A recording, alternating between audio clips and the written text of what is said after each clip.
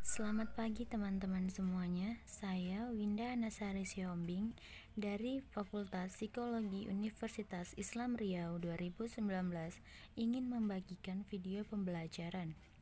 Tujuan dari video pembelajaran ini ialah untuk memenuhi tugas mata kuliah perilaku organisasi yang diampu oleh Dr. Fikri. Selamat menyaksikan, jangan lupa subscribe dan like-nya ya.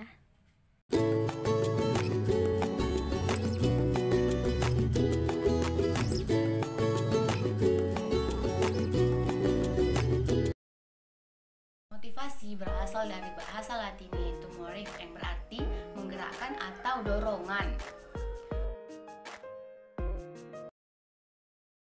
Mary Holt mengatakan bahwa motivasi adalah faktor-faktor yang mengarahkan atau mendorong perilaku seseorang untuk melakukan suatu kegiatan yang dinyatakan dalam bentuk usaha yang keras.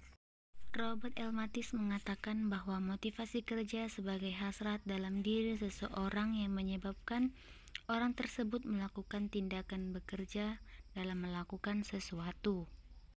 Rifai mengatakan motivasi kerja adalah serangkaian sikap dan nilai-nilai yang mengaruhi individu untuk mencapai hal yang spesifik sesuai dengan tujuan individu.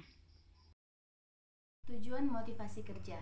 Ada beberapa tujuan dari motivasi kerja. Yang pertama yaitu meningkatkan moral dan kepuasan kerja karyawan, meningkatkan rasa kedisiplinan pada karyawan, mempertinggi rasa tanggung jawab yang ada pada karyawan, menciptakan hubungan dan relasi kerja yang baik antara manajer dan bawahan yang baik.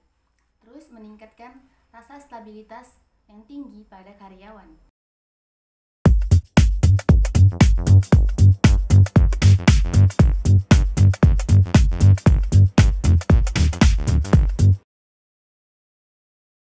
Jenis-jenis motivasi kerja. Ada dua jenis motivasi kerja. Yang pertama yaitu motivasi secara positif dan motivasi secara negatif. Yang dimaksud dengan motivasi positif ialah pemberian prestasi kerja pada karyawan-karyawan yang menghasilkan prestasi untuk kemajuan sebuah perusahaan tersebut.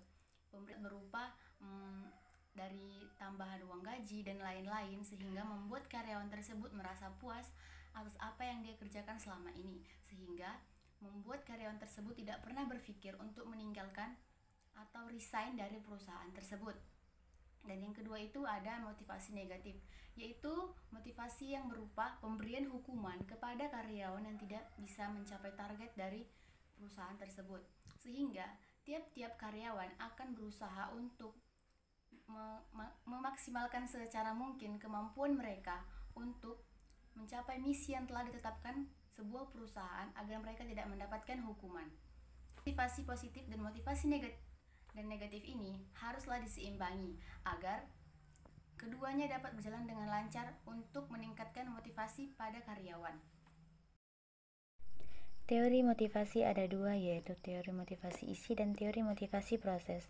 Dalam teori motivasi isi ada 4 bagian. Yang pertama, teori tata tingkat kebutuhan, teori ekstensi relasi pertumbuhan, teori 2 faktor, teori motivasi berprestasi.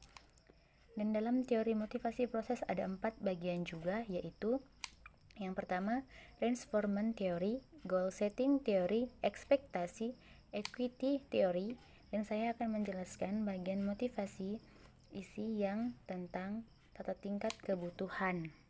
Teori ini dikemukakan oleh Maslow. Maslow mengatakan manusia berada pada tingkat kebutuhan yang mengejar dan berkesinambungan.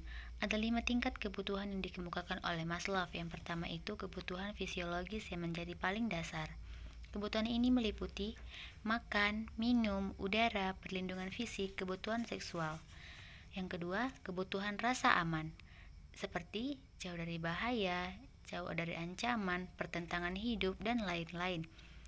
Yang ketiga yaitu kebutuhan sosial, kebutuhan yang meliputi harga diri, penerimaan dan mendapatkan persahabatan, cinta kasih, dan diterima dalam kelompok atau lingkungannya.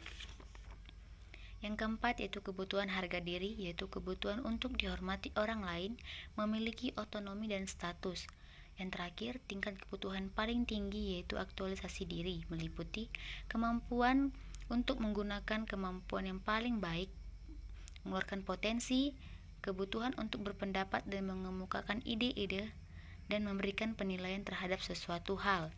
Maslow mengatakan, jika ada salah satu tingkat kebutuhan yang tidak terpenuhi, maka individu tersebut tidak akan dapat menuju tingkat berikutnya, dan berarti individu tersebut belum mencapai tingkat kepuasan.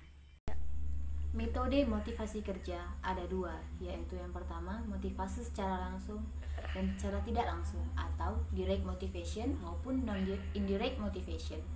Yang dimaksud dengan motivasi secara langsung yaitu memberikan motivasi kepada karyawan oleh manajer berupa fasilitas maupun non material.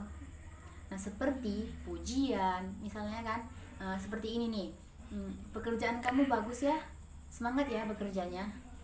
Ucapan kadang tuh manajer tuh enggan gitu loh kan, memberikan ucapan-ucapan yang sepele, tapi itu berdampak baik kepada karyawan-karyawannya. Misalnya nih, pagi-pagi semangat bekerja ya, ayo semangat, kita semua ada misi loh gitu yang harus dicapai. Terus tuh pemberian prestasi kepada karyawan-karyawan yang kinerjanya baik, misalnya memberikan bonus tambahan, memberikan hadiah, liburan sekeluarga pada akhir tahun misalnya. Nah, yang kedua itu motivasi secara tidak langsung, yaitu pemberian motivasi secara non material kepada karyawan, seperti pemberian alat-alat mesin yang baik, kemudian tuh memberikan ruangan kerja yang nyaman dan tepat bagi mereka, dan memberikan jabatan yang sesuai dengan kemampuan karyawan tersebut.